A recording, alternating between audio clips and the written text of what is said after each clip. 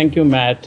On the new U.S. labor rights policy, Secretary Blinken has recently mentioned that those who violate worker rights, engage in threats, or intimidate workers may face sanction if deemed necessary. And he referred the struggle of Bangladesh's garment workers leader Kalpana Akhtar.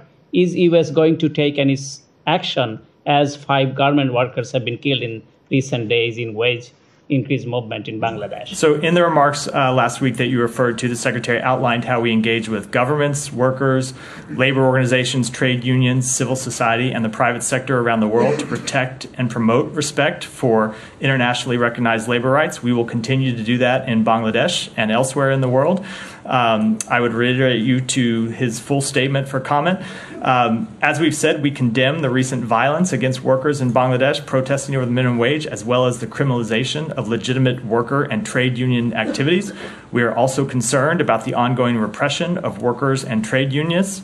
Our principle, as we have stated before, is that government must ensure that workers are able to exercise their rights to freedom of association and collective bargaining without fear of violence, reprisal, or intimidation. And through our work in Bangladesh and globally, we are firmly committed to advancing these fundamental human rights. One more on Bangladesh. Bangladesh ruling party moving forwards another one-sided election in crackdown on opposition, including killings, mass arrest, and abduction of the opposition activists and their family members.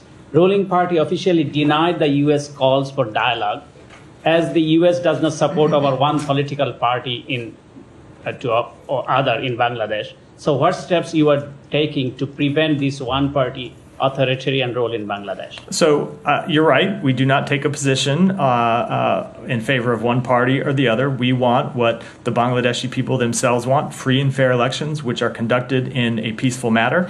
And we will continue to engage with the government, opposition, civil society, other stakeholders to urge them to work together for the benefit of the Bangladeshi people to ensure that outcome, free and fair elections conducted in a peaceful manner. Thank you.